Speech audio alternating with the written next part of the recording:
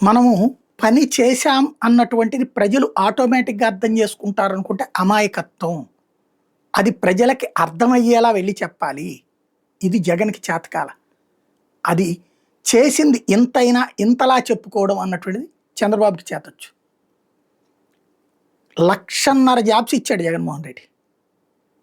ఎప్పుడన్నా మీటింగులు పెట్టి ఆళ్ళందరికీ ఎదురుగుండా ఇవ్వడం జరిగిందా? సభలు పెట్టి వాళ్ళందరికీ ఇప్పుడు చూడండి 16,000 ఉద్యోగాలు లేదు 17,000 అనుకుందాం. ఈ ఉద్యోగాలకు సంబంధించి వాళ్ళు వాళ్ళ కుటుంబంలో ఇద్దరు 32,000 మంది పబ్లిక్ అటెండ్ అవ్వాలి.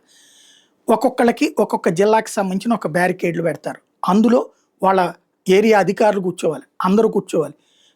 17,000 16,500 ఉద్యోగాలకే ఒక భారీ హంగామా ఎమ్మెల్యేలు, ఎంపీలు, మంత్రులు అందరూ టీచర్ ఉద్యోగాలకు సంబంధించి 1,50,000 సచివాలయ ఉద్యోగాలు. ఆ తీసుకున్నోడికి ఆ ఫీల్ తెలియలేదు. ఆ కుటుంబానికి ఫీల్ తెలియలేదు. ఈవెన్ పర్మనెంట్ అయ్యాక ఫీల్ తెలియలేదు. అట్లాగే ఏది డాక్టర్ ఉద్యోగాలు ఇచ్చారు హాస్పిటల్లో. ఆర్బీకేల్లో ఉద్యోగాలు ఇచ్చారు. వాళ్ళకెవరికి ఆ ఫీల్ తెలియలేదు. ఎందుకని?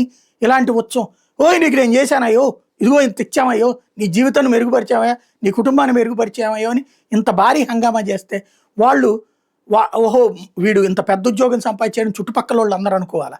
అట్లాగే అది పెద్ద ఉద్యోగం అనేటువంటి ఫీలింగ్ అతనికి వస్తుంది. అలాంటి ఫీల్ కల్పించకపోవడం వల్లే సచివాలయ ఉద్యోగుల నుంచి కూడా ఓట్లు జగన్‌కి ఆశించినంత పడలేదు. వాలంటీర్ల నుంచి కూడా ఓట్లు ఆశించినంత పడలేదు.